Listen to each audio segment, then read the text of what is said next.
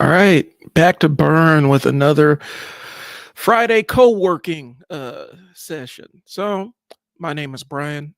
I'm with the Unstuck Sessions, and today we're going to knock out some work together. Let's get some stuff done. Bring those tasks in so we can knock them out before the weekend to give you some peace. And in between, we'll work in 10-minute sprints. In between, I'll answer questions. I'm probably going to be sharing part of my journey as a business owner with ADHD. But if you got marketing questions or business questions during the breaks, you absolutely can ask them. The comment section is live. Let me go ahead and make sure that I have the live stream ready on my Facebook, and then we can jump into this thing. So um, let me do that right now.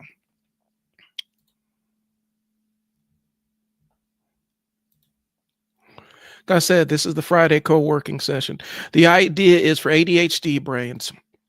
Um, there is a concept called body doubling, and body doubling is um, basically having somebody else virtually working next to you.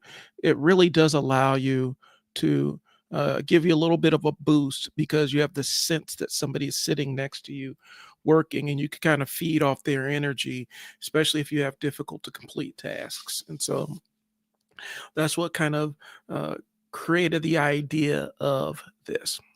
So we're going to jump right into it. I'm going to go ahead and roll the intro, and let's get this thing started.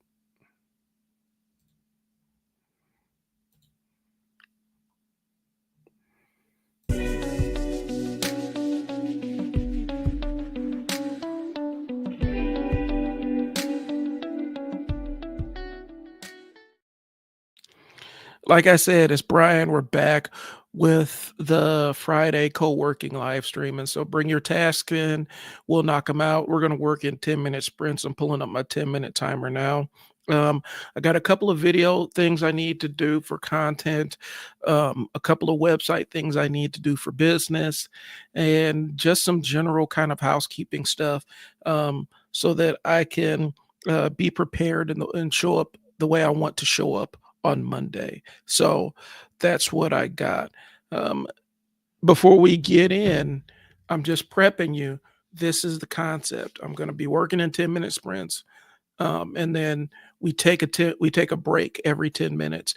That allows our brains to kind of decompress a little bit.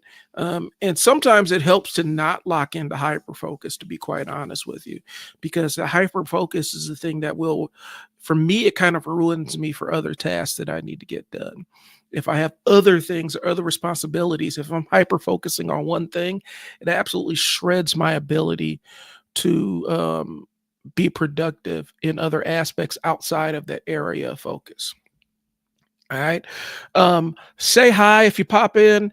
If you're new to the channel, um, or new to where you're seeing me, go ahead and leave a like or follow so I can help grow this thing. I'm really trying to build a resource for business owners and professionals who struggle with ADHD, and kind of show you my journey and how I try to get things done. But again, this is our co-working session. And so if you have that task that you need to get done, that's been the bugaboo, that's destroying your dopamine reserves, bring it here and we'll work on it together. I'm about to start my timer here in 10 seconds, and then we're going to get on to our first work sprint. Um, and then I'll holler at y'all in around 10-ish minutes. All right, and we're working.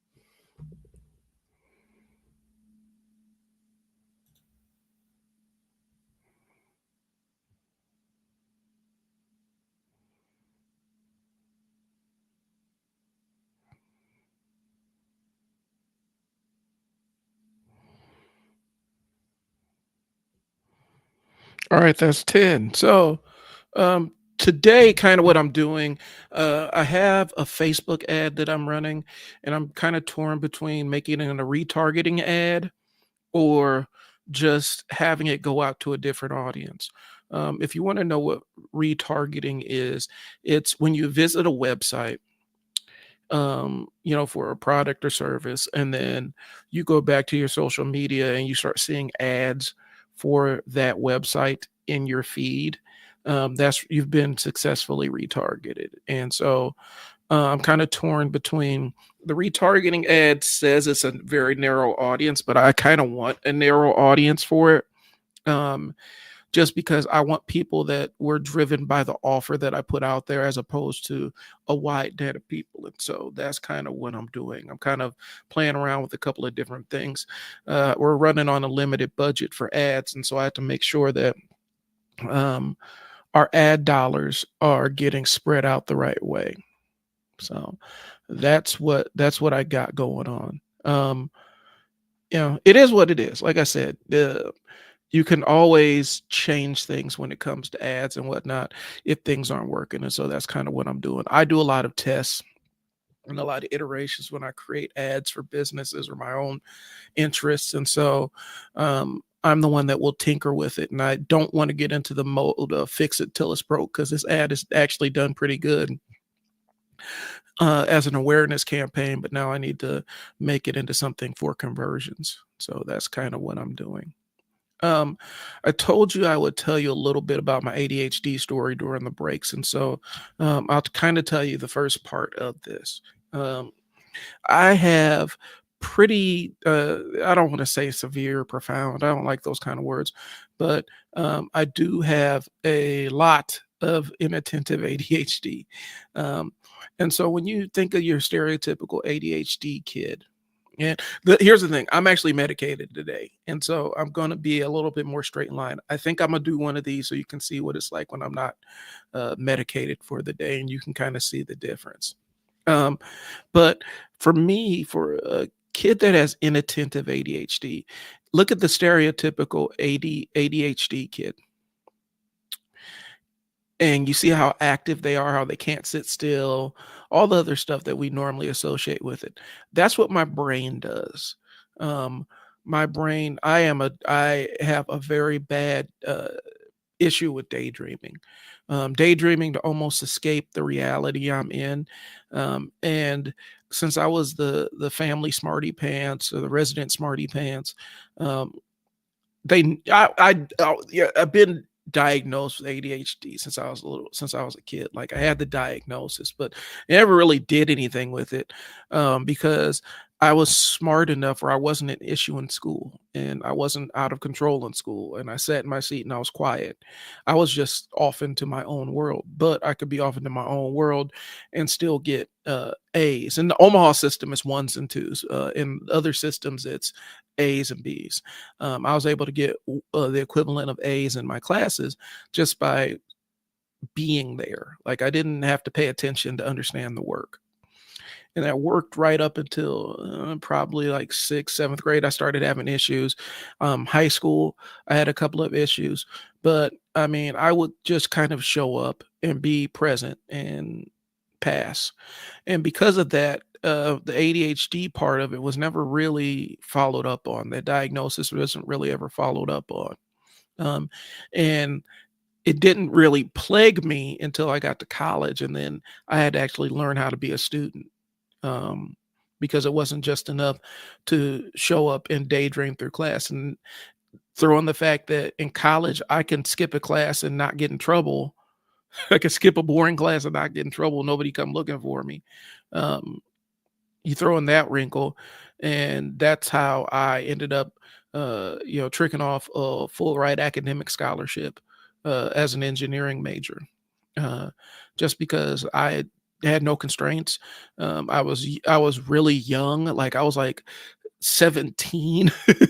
I was a 17-year-old freshman, um, and I didn't, with no constraints about what I was doing. I could just show up and leave whenever I wanted to.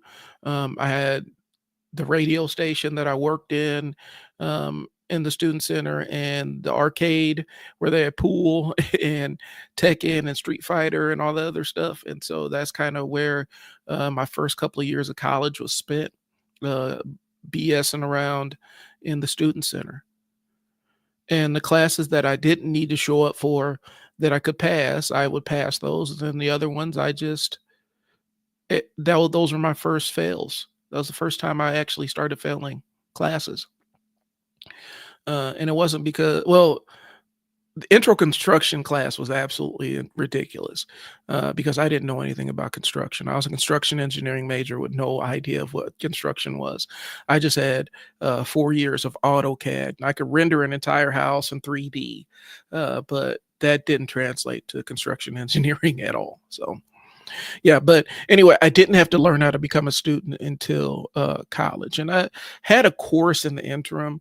Like I had the opportunity to take have enter a summer program where I could knock out some of my college credits, the summer of my junior year, and I took advantage of that. And so I completely tested out of freshman English and took sophomore English, and passed that. Um, as a 16-year-old, 15, 16-year-old. And so I knocked that out. And so, you know, I could do the work. I could work on college level stuff, but if it was boring and there was no outside force forcing me into it, I wasn't going to do it. And so that's kind of the cliffhanger that we'll leave on, and then I'm gonna circle back to it. If I forget if I forget, just remind me in the chat. Um, Also, if you're following or watching, go ahead and leave me a like or follow the channel because I'm gonna be popping up here every Friday that I can with the co-working streams. And then I'm also having on Tuesdays, I have my regular Unstuck Sessions live stream where I talk about business and marketing with ADHD. So that's what that is. That's the pitch. I'm gonna jump back into if I don't have any questions or anything in the chat. I'm gonna go ahead and jump back into the work. I'm gonna shut up and let you guys get back to work, and I'm gonna get back to my work. All right, you guys ready? Let's do this thing.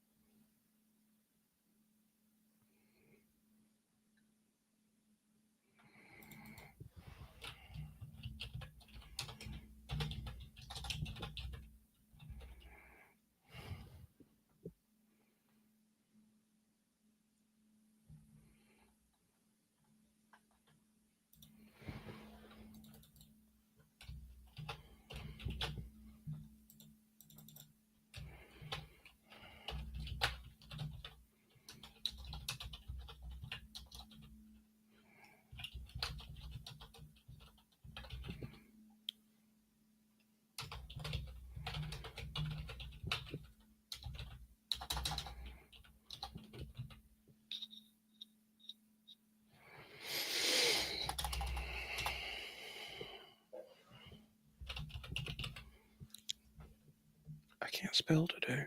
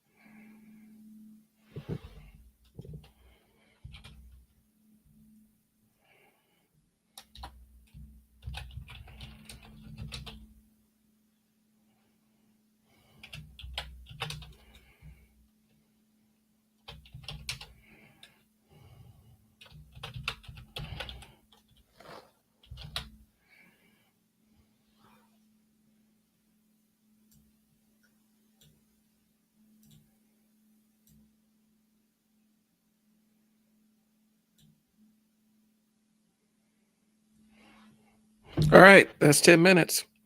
Boy, it's flying by. So, and I'm going to actually make myself take a break because I'm trying to knock out a bajillion different things. And so I'm going to force myself to take a break here because the idea is, yeah, you want to push yourself and you want to hold yourself accountable, but at the same time, you don't want to overdo it. Okay. So I am bombing out of college. ADHD's got me in a chokehold. My inattentive type is really, I'm really drifting towards things I'm passionate about and give me life and give me energy. And understand it wasn't the inability to pay attention, it was the ability to choose what I paid attention to. And so I was all in on classes that were engaged me intellectually. I thought were fun. And I loved working in the radio station. I did that for about 4 years.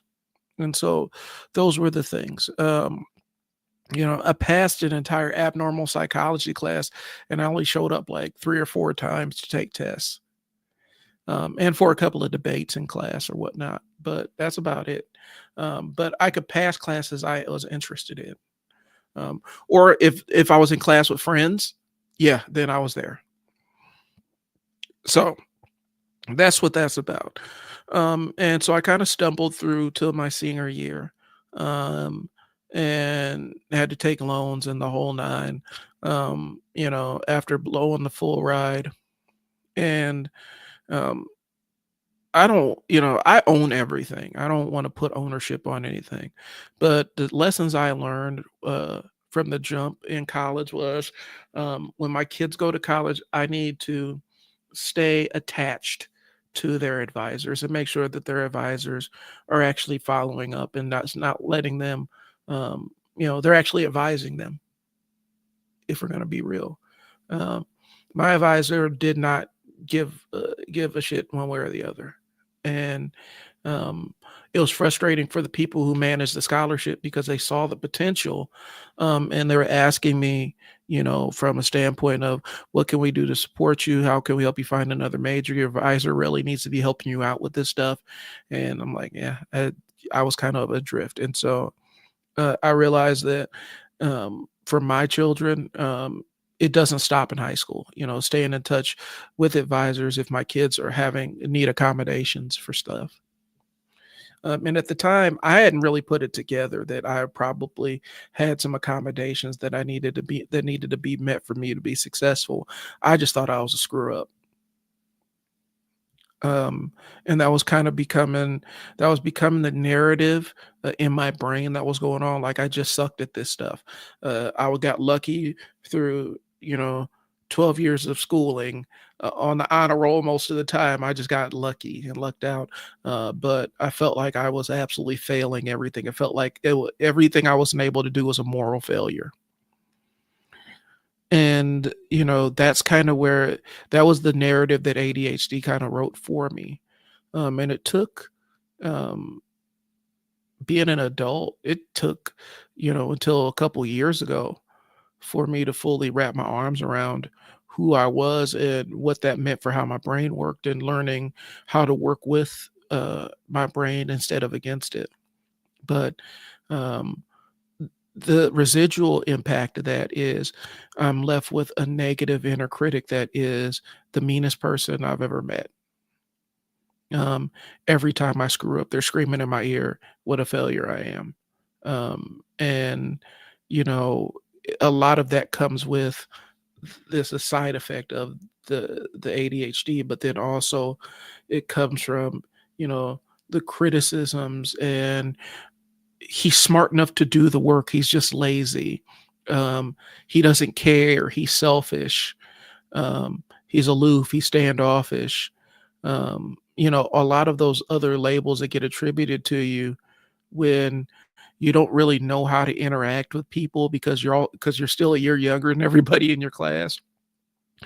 Um, and also the inability to maintain straight line conversations with people.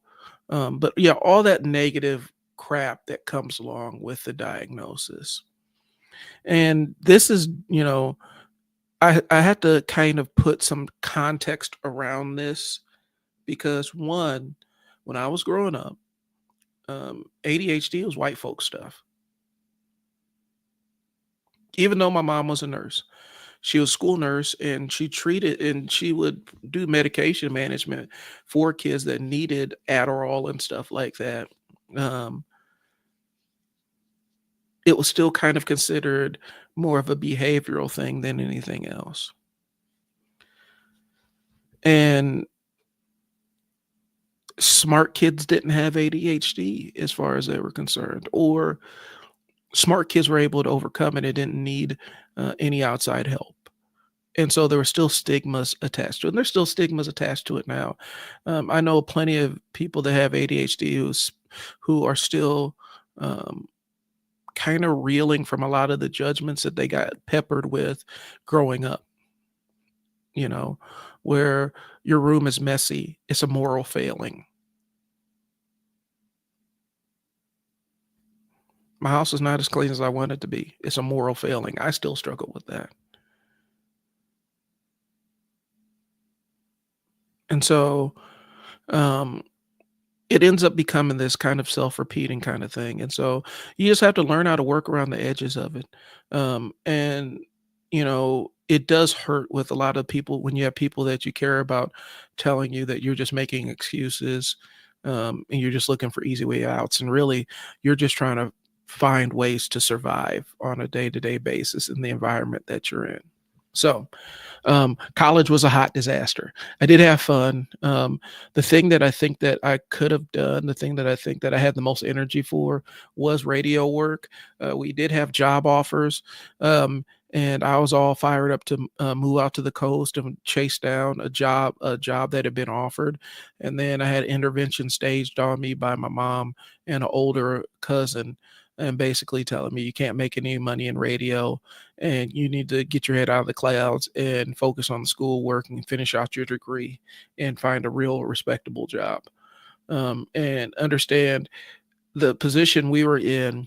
Hindsight being 2020, we were one of the first college radio stations that actually was on the internet, was on the internet radio boom.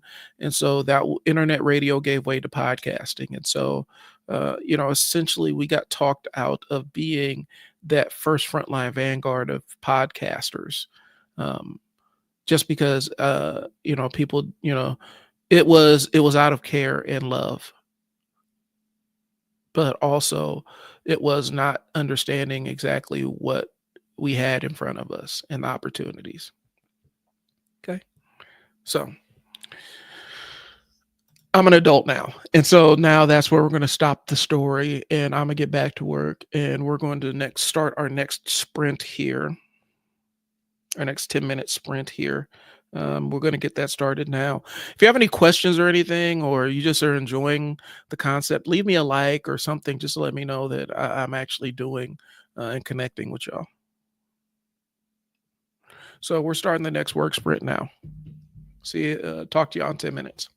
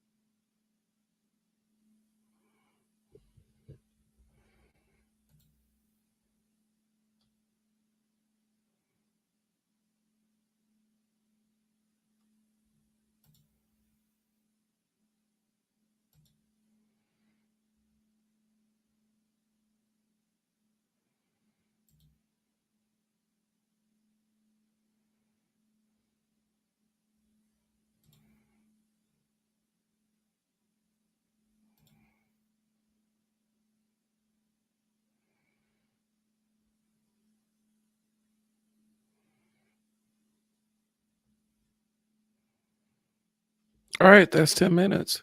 You guys are doing great. You know, and whatever you don't get done, don't beat yourself up. You got plenty of time. The idea is to make some headway. All right, back to the story. And you guys can interrupt me anytime if you got questions or anything about managing a business, or doing marketing or whatever with ADHD, or just straight up down business or marketing questions, pricing, all the other stuff. I can talk about pretty much anything. My interests are varied and my experience is pretty varied with that too. We're going to talk about adult life, adulting with ADHD. Oh, isn't that fun? My first gig out of college, the first gig, like the first full time job that I had, was basically a youth worker in an after school program for kids that were it was basically evening reporting, which is essentially daycare for teenagers. The court places kids there because they can't be trusted to be left to their own devices, and so that's what we did. And so I managed that group of kids. I was maybe 2 years older than the oldest kid in our program at any given time. Like, I was still a baby myself trying to managing people that weren't much younger than I was. And so it was kind of an interesting ride. Um, you know, I kind of created my own systems to make sure I got things done because I had never really been in that kind of environment. And so I had to just kind of figure out, how do I keep track of kids' behaviors on a day-to-day basis? How do I log or journal it and all that other stuff? Because there was no framework for tracking any of this stuff when I got there. Um, and that's when I first started realizing that what makes sense to stuff in my jumbled brain does not necessarily make sense to other people, because the times when my coworkers had to kind of go through and divine my notes or figure out what my systems were for tracking stuff, they could not do it. But on my end, it was really functional because I was able to deliver those reports to the probation officers and they loved them. So, but as the adult with ADHD that is that I don't want to say it was undiagnosed, because it was diagnosed when I was a kid, but we just never really paid attention to the diagnosis until adult life, and things got really dark for me, and I needed answers. Um, but as the adult with ADHD, I was struggling with uh, I don't want to say crippling, but pretty severe self perception issues of who I was and what I was capable of.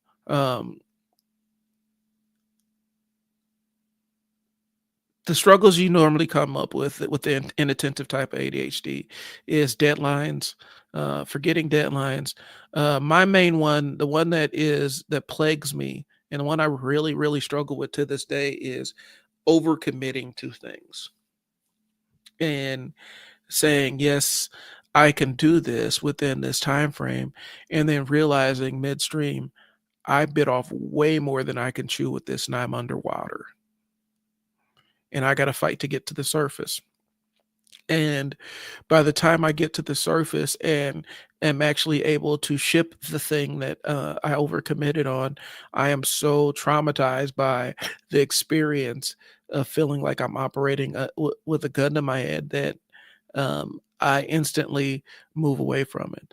One of my with my marketing agency, when we landed my biggest client, like you know, 40K, a 40K a year client, um, because of my overcommitting and my validation seeking and my people pleasing, I had no boundaries when it came to um, what I was being asked to do.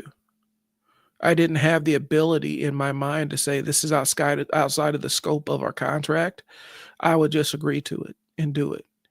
And I kept getting stacked up with all kinds of tasks and, hey Brian, can you do this? Hey Brian, can you do that? That the core thing that I came in for, I was not able to 100% focus on. And realized that I was under delivering in those core competencies because I had taken on too many other side projects because I had uh, a, a very strong um, sense of rejection. And I get terrified that if I say no or establish a firm boundary, that that's going to come with rejection.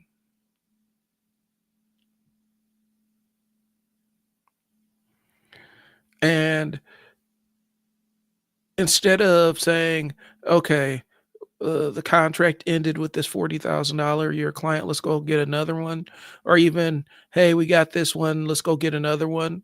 I ran away from that service completely and totally. Um, and have been really, was it recalcitrant? I don't know if that's the word. Um, to take on any other clients of a similar scope. Even though I know what to do now, even though I know to utilize virtual assistants and, um, you know, offload those really demanding tasks with AI stuff. I have been super gun shy about taking on clients of that scope because essentially what I was doing was I was being their freelance marketing department head. And because I never gave myself enough time to focus on those core tasks, that bit me squarely in the ass. And that's one where I can really easily I can really point to the ADHD piece of it and say that's where that came from. And it came from a culmination of years and years of negative self-talk and critiques and not being given any real space um, or consideration or accommodation for how my brain worked.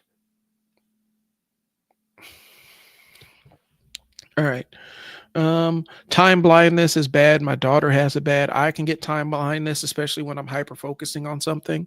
Um, and the reality is, it's not just like when I don't do a task or I don't deliver the way I want to or don't show up the way I want to.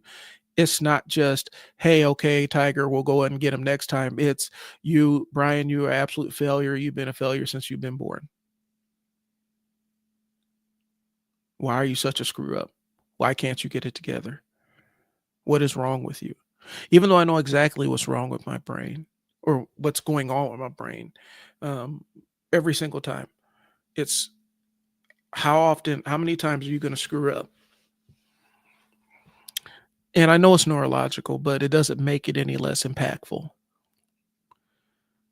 And again, you do mask it, but I masked it by being people pleasing and taking on things that were too big in scope and too short in time to deliver on. Okay, so that's that. I kind of jumped ahead to running my own agency and being a business owner, but there's a huge part in the middle that was kind of my wake up call and saying, you need to actually go and get the diagnosis as an adult. And here's the thing, up until that point, up until I talked to my mom again, I did not know that I had ADHD. I did not fully understand I had ADHD diagnosis. 100%. I had mentioned it, but it was never anything that was in the front of my mind. My mom knew about it because she's the one that took me, but it was never, anything that I even had any consideration for. Um, when I failed my college algebra class and I tried to sit there and explain what people are like, you've always been good at math. Like, I've always been good at math, but the mistakes that come from it is the fact that when I'm looking at numbers, my brain will transpose the numbers and I will absolutely read and write them backwards. And it doesn't happen all the time. It's not it happens consistently enough to be a pain in the butt.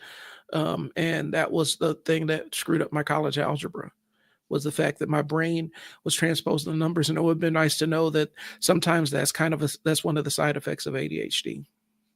I can look dead at a number, know exactly what that number is, and I will say the inverse of what that number is. I will tell you if it's 68, I will say 86. And that's ADHD thing. And since I didn't necessarily really have a grasp of what my diagnosis was and what things manifested from it, I didn't know. I just felt like a bumbling idiot for most of my adult life. All right, we're gonna go back to work here, and I'm gonna tell you the story about how I actually got my adult version of my diagnosis and what happened with that as a result.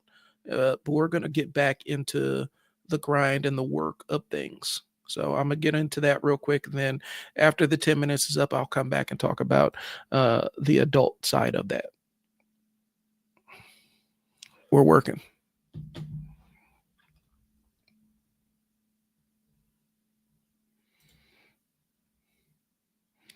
And I know we're working. Even though we're working, guys, I do like this because it holds me accountable to deliver on things that I need to deliver on too.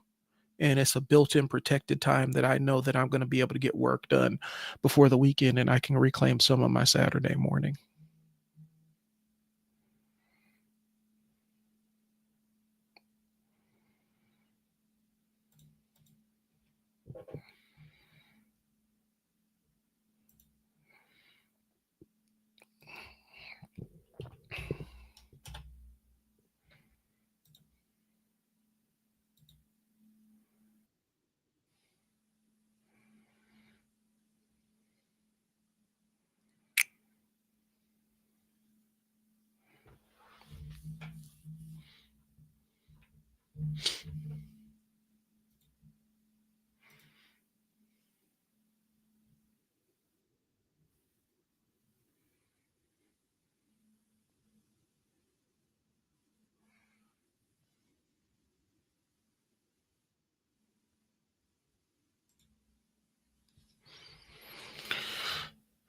I do apologize to y'all, but I do have some video stuff I need to do. So if you hear some talking in the background, that's what I'm working on. I don't want to be a distraction to anybody, but yeah, just kind of giving you a heads up. I got some videos that I do have to uh, publish for a client.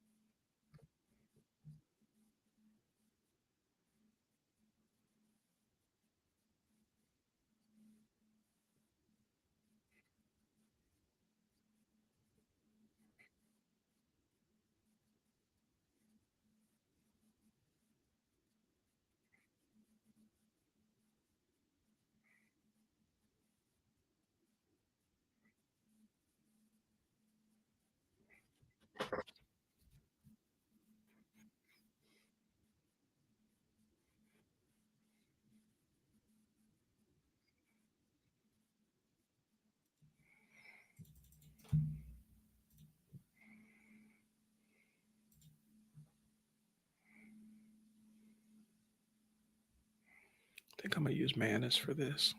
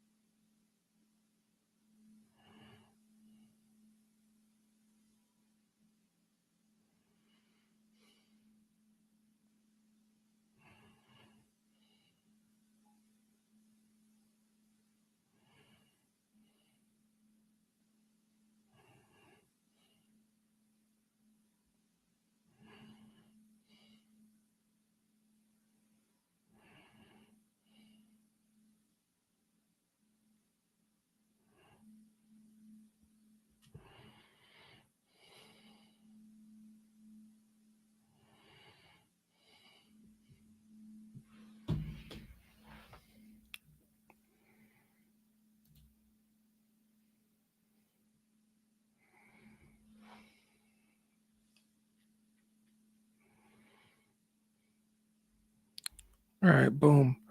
Another 10 minutes down, y'all. We're doing a great job. Hopefully this is giving you some value and allowing you to lock in on some of that on some of that task those tasks so that you can get them out of your way. So, I skipped ahead to business ownership because I had so many issues as an adult working um, in regular corporate life. And for me, corporate life was working um, with kids and families, working residential uh, facilities all the way up into case management and family support, and then back into residential care at a director level. Um, so many issues, um, so many miscommunications, and so many missed opportunities. Um, one of the things is about the place I was. Um, I was at Boys Town, and one of the things about Boys Town is, it is very much a fishbowl. When you work in the residential homes, you are the fish in the bowl. Um, but that's not the only place where the eye is on you, and it can make you a very paranoid person because somebody's always watching you.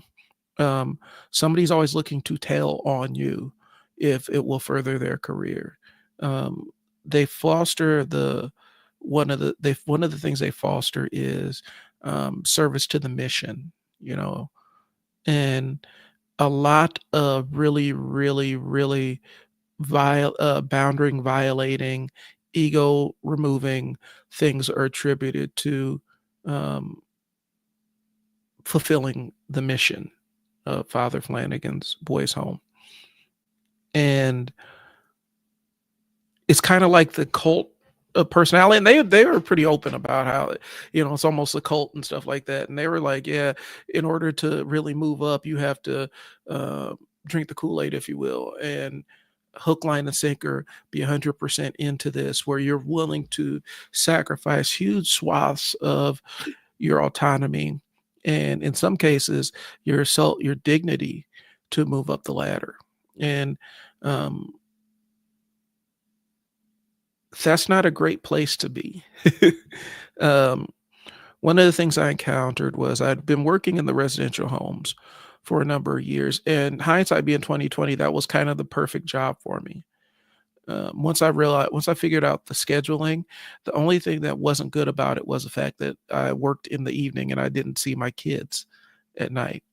Um, and that was the impetus. That was the thing where I'm like, okay, I need to move into another job because I wanted some daytime hours so that I could see my kids, spend time with my wife and kids at night. But hindsight being 2020, that was a great job for an ADHD brain. Um, I didn't have to focus on any one thing for too long. I My job literally required that I shift attention to make sure I'm adequately monitoring the kids that are in my care. And there was never a super dull moment. Either you're hanging out with the kids, you're working on homework with the kids, or you're enforcing a consequence because the kids did something that they weren't supposed to do, and you're trying to show them the right way. There's always something to be doing. I started moving up the ladder, and one of the things that happened was I dropped out of college to start working full time. And so while I was at Boys Town, I went back to college and finished out my degree. And I had walked across the stage, done the whole commencement thing, and was really literally just sitting around waiting for them to actually mail me my paper degree so I could put it in the binder that they handed me. And in the interim, I applied for um, basically as the leadership program. I applied for the leadership program, which required a bachelor's degree. And I thought, yeah, I have my bachelor's degree, just waiting on it. And so I sit and I wait and I wait and I wait and I wait. And I get accepted to the program, and I'm going through their tests and all that other stuff. I'm in the leadership program. And in my mind, I have my degree, right? Like I have my bachelor's degree. I'm just waiting for it to come in the mail. And in that leadership program, um, I'm waiting for it to come in the mail. And finally call the university. Hey, what's up? I walked across stage, did the whole commencement thing. I had my bachelor's degree. Um, where is my degree? Because I'm thinking there was a fine or a fee or something I had to pay. I didn't have any fines or fees, but they said one of my math classes came back that they didn't accept it. And so before I could finish my degree, I'd have to find a way to either test out of that math class or take the math class. So I went back to the people in charge and kind of explained the situation. And in my mind, I'm like, I'm explaining the situation. I literally walked across the stage, did the whole commitment thing. I have the here, I took the binder. I'm like, I'm waiting for them. I was waiting for them to send my degree. And I just got to test out of a math class and then they'll ship it. And I ended up having to pull out a leadership thing. Well, a couple years down the road, henceforth, I found out that because of all that, they decided that I was a liar. And um, that I would never get, no matter how qualified I was, no matter how many people I trained to be in leadership in that organization, I was never, no matter how many trainings I rewrote or helped them adjust or modernize, no matter how many training videos me and my kids started to teach their training model, they were never going to move me up to the position that I wanted because in their mind, he's a liar.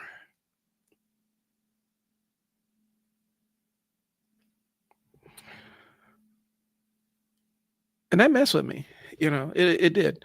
And you throw that in there with my diagnosis story was crazy because I was doing case. I had stepped outside because I realized I wasn't going to move up the ladder there. Like there was no way that path was broken off. I had to go off and do something else. So I took a kind of parallel job doing some case management as a contractor with the state. And since they still had a loose connection to Boys Town, I'm thinking that, that door is still always open, you know. And so I did that for a while. And about 6 months in, I realized that this job is kind of impossible. And then they brought in the contractors to the state to do case management just so that they had a backdoor avenue to fire the caseworkers because the state workers had a union and they couldn't fire them outright. But if they used us essentially as scabs, they could fire everybody that they didn't want and then take all of their work and dump it on us. So I went from, hey, I'm just sitting here and monitoring service utilization and making sure the vendors get paid, um, to I'm a full blown probation officer. And back then it was JSO. I'm doing JSO work, which is juvenile services officer. Um, but I have none of the amenities that juvenile service officers were provided. None of the tools, none of the relationships that they were provided. They wanted us to do nighttime curfew checks on some of these kids. And I said, I know JSOs, they actually get bulletproof gear because the late night curfew checks at the same time that they serve high risk warrants. And some of these kids cohabitate some of these places. So are you guys going to give us bulletproof vests like the JSOs have? And they're like, no, you don't need them. You just have your cell phone. So that's how that went. Anyway, I ended up getting diagnosed. I ended up actually getting my formal diagnosis as an adult because I was struggling so bad to keep up in that job. And hindsight being 2020, the job was actually impossible. And I should have known the writing on the wall when one of my office mates literally had a break. She had a mental health crisis. It was terrifying. And she had it right there next to us. And it was all because of the job. I knew that the job was impossible. I should have known then. But when I got my diagnosis anyway. And so there's a whole story that goes along with that diagnosis that I will get into, but I'm going to let y'all get back to work.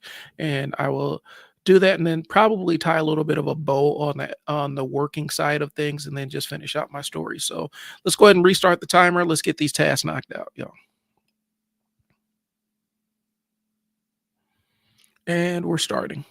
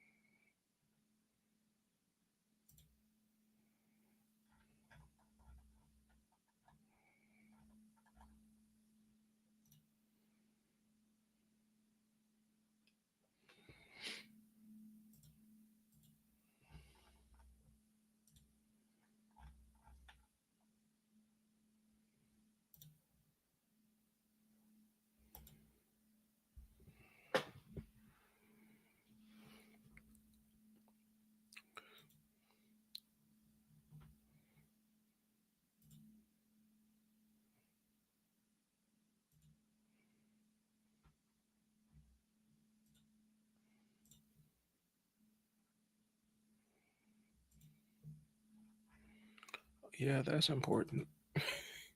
Oops.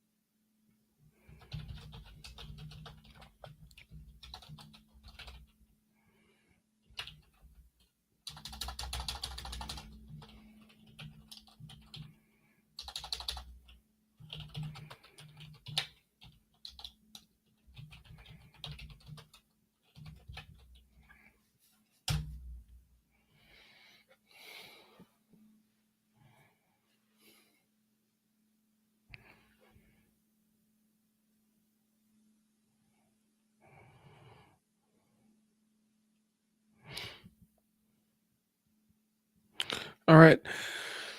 That's 10 minutes. So what I'm doing is right now, and it's ADHD thing that just popped in my brain. I do need to train one of the AI agents that I'm actually working with.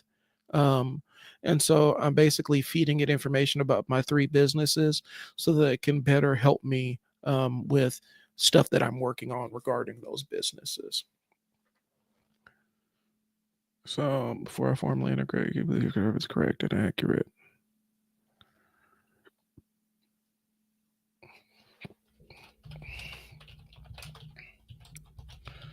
Um, I do like I know people are, there are a lot of creative people that are really leery about AI and its implications, y'all. Um, I get it. And there are aspects of it I am leery about too. But for my ADHD brain, it is a godsend. It helps me organize my thoughts and allows me to get shit done at a level that I didn't think I could even accomplish before. So I don't have a ton of animosity towards AI except when it's used poorly and without ethics. So, all right, kind of left off on a cliffhanger. I'm doing an impossible job. Um, the canary in the coal mine has just canaried. They've just chirped their last chirp. The young lady sitting next to me at my job had a pretty profound mental health crisis.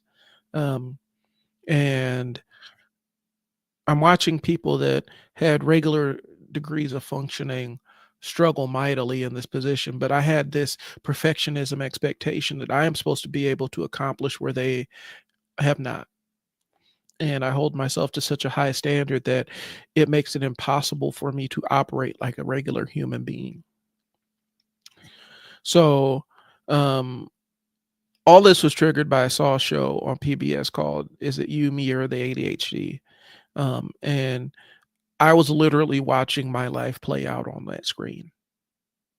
So I go back to my mom and I mention I saw this, and I'm like, I think I might have ADHD. She's like, "Oh yeah, you do. We've known about this. Yeah, we've known about this, but you never had any issues in school. I never had any issues in school. I failed. I dropped out. I bombed out of college behind this. Um, this job that I'm working with has me in actually almost suicidal because I am so overwhelmed, and I'm living in hell every single day. That would have been something nice to know." And she's like, "Yeah, but you didn't have any. You were always smart enough to just kind of get around it. So I didn't want to put you on medication or whatnot." So anyway, she helps me book an appointment with a psychiatrist over at university, and I'm not going to hide anything now. The psychiatrist had a resident, and so I was working with the resident. And the resident put me through, and I told her my history, and I said I've been diagnosed as a kid, and we never really did anything with it, but I want to get help now because I am in a bad place. I am medicating with coffee. Not coffee. Well, yeah, coffee. I don't even like coffee. I was medicating with coffee and any other caffeine that I could shove into my system. I had completely stopped working out, and I would go days without eating, and I was out of shape anyway. But I would go days without eating, and then when I did eat, it was absolute garbage. And so I was just in this 7 ways to Sunday. I was in a really bad place. And when I met with her, I had just had an energy drink, and so I was fully like locked in because I'm thinking that's how I had to be in order to be successful in this ADHD eval. And so she goes through, gives me the entire eval. She's like, "Yeah, yeah, I mean, it's what you already knew." And she's like, "You look like, the way she kind of broke it down." And I think since then they've gotten rid of some of the primarily inattentive and some of the other archetypes that are subtypes that are with it. But the way she explained it was ADHD, inattentive, blah blah blah. And then she kind of had her suggestions of medications to start me out with. Cool. Oh, I'm gonna get actual help now. And she takes her notes back to her attending, and I get a call from her, and her attending. And I talked to my mom. My mom was a nurse. Like, she had been a nurse for decades. And I kind of explained, she's like, okay, so what we're going to do is here are these antidepressants that we're going to put you on. Oh, okay. For your anxiety. I said, well, I thought the diagnosis was ADHD. She's like, yeah, you have ADHD, but we want to treat the anxiety first. I'm like, well, my ADHD is kind of creating my anxiety because I can't focus on my job. I feel like I'm about to lose my job because I can't focus on the task at hand. And I kind of had to explain to her, like, yeah, that's what's going on. Basically, when I talked to my mom, she's like, oh, her attending thinks you're probably drug seeking and they don't want to give you stimulants.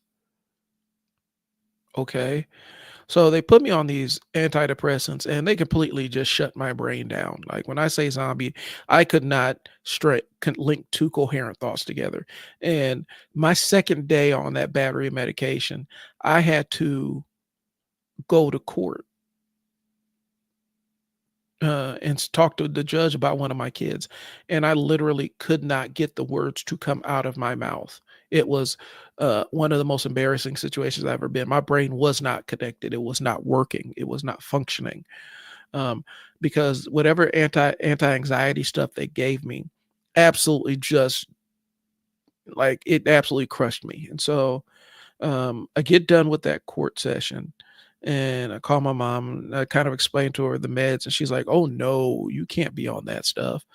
Um, and there's an incident that happened where I got home from work and the first thing I did was my son and daughter, my son was still an infant, my daughter was a toddler. And I just hugged them and just broke down in tears. I had no control over any of my emotions. It was terrifying. Um, and so I told my mom about it. She's like, you got to come off of that stuff. And so I came off of that stuff and we found an actual provider who was a nurse practitioner a psych nurse who actually worked with adults or specialty was adults with ADHD. And so they were able to start me on the stimulant side of things.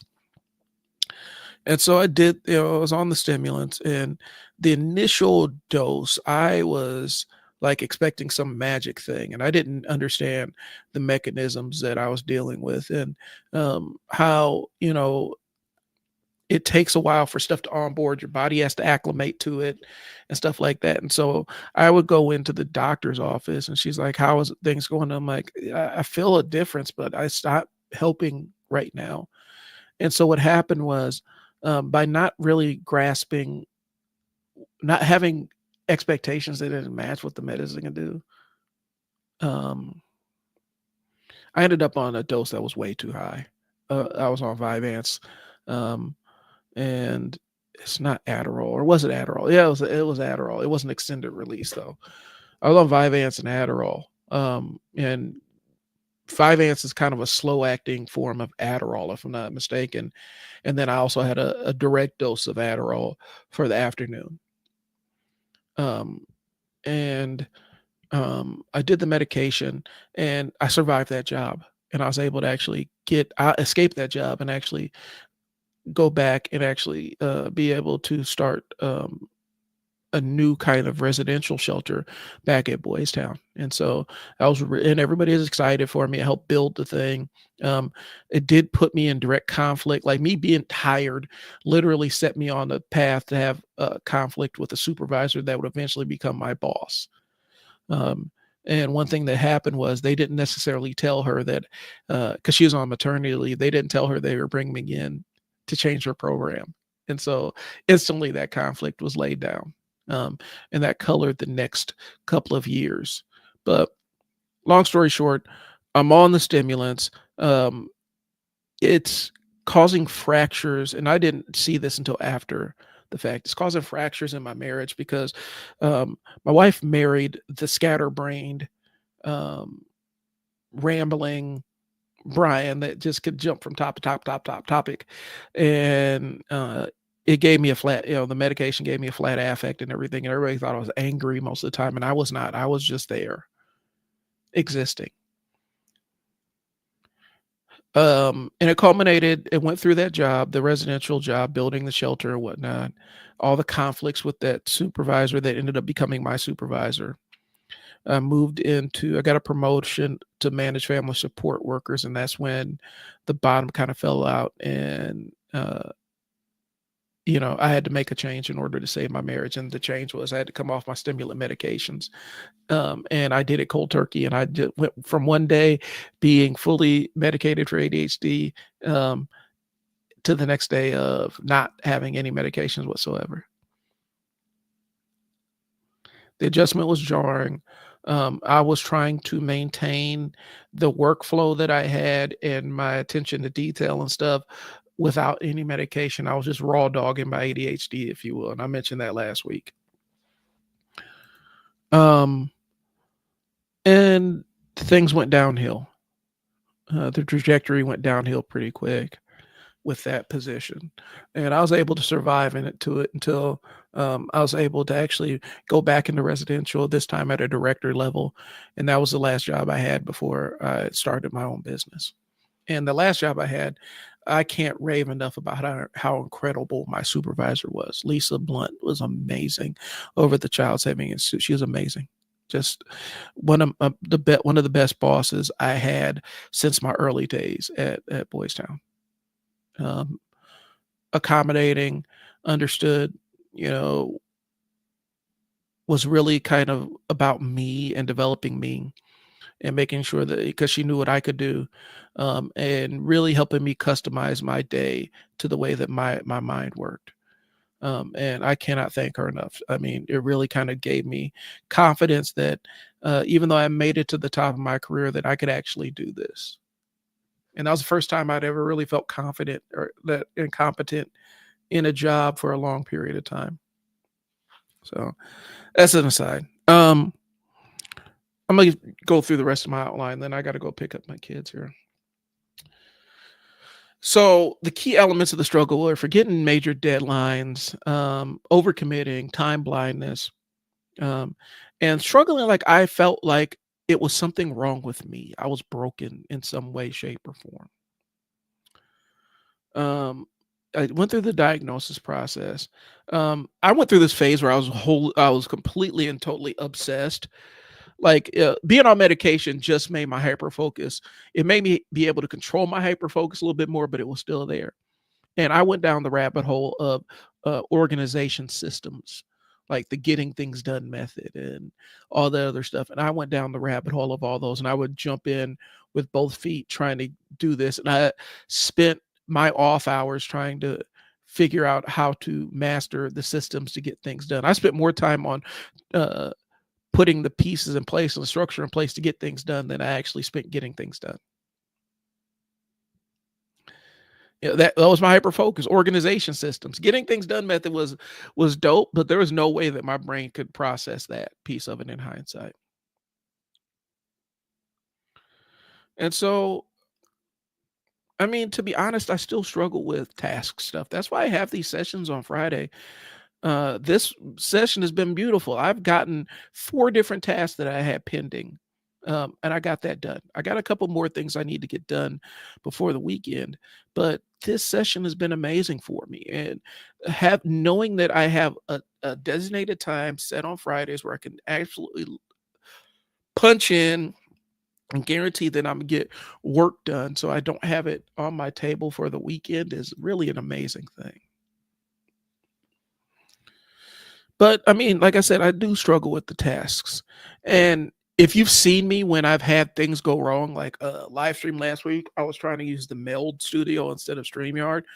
And I was trying to set up all the chat windows and figuring out why this thing wasn't streaming and blah, blah, blah. It put me into an ADHD spiral. It was absolutely chaotic. And then I'm trying to do the live stream and talk about stuff that I had outlines for, and my mind would not align with it.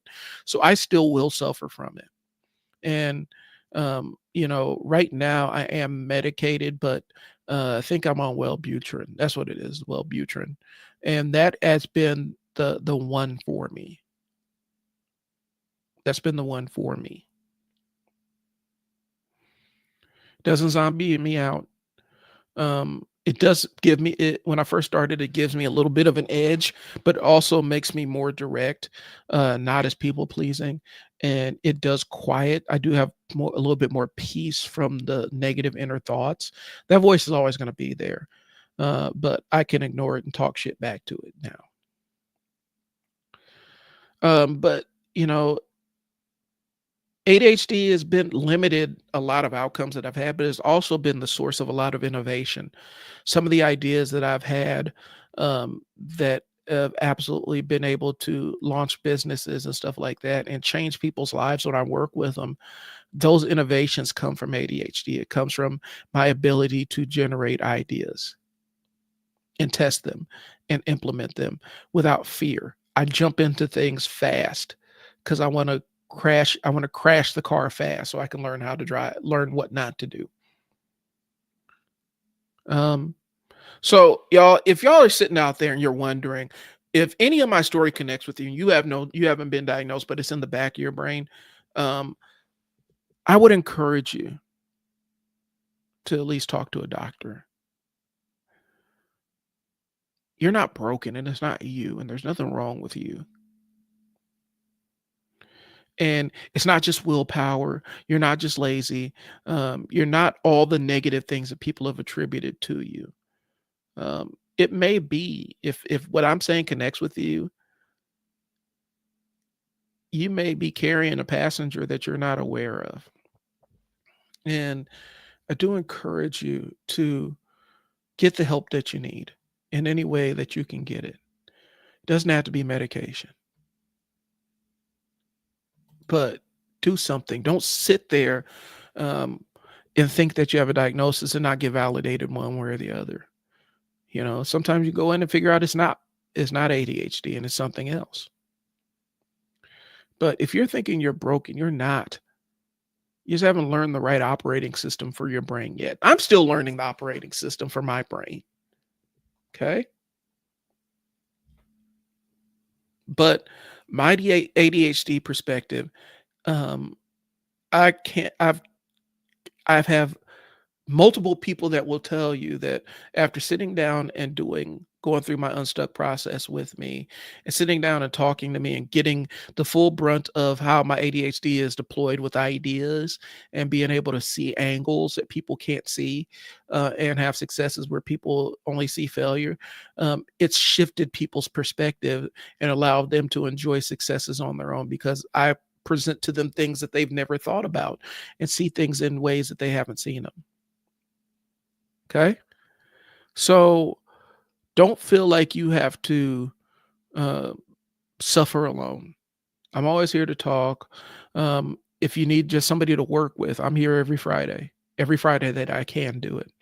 I'm sitting there thinking of in the future, like the 4th of July, I might not be on here. But most Fridays, I'm going to be on here to give you an opportunity to sit down and work and get things done. Okay. Um, I don't want you to feel like there's something inherently wrong with you because there's not. And I want you to feel like that your inability to manage your symptoms is some kind of knock against you. I've had it. I've heard it, bro. Like I've been told straight to my face, "Oh, you're just making excuses." Um, and it doesn't hurt any less. But now that I have the perspective, like, no, I'm not making excuses. I'm actually telling you how my brain works. You asked, and so I'm telling you.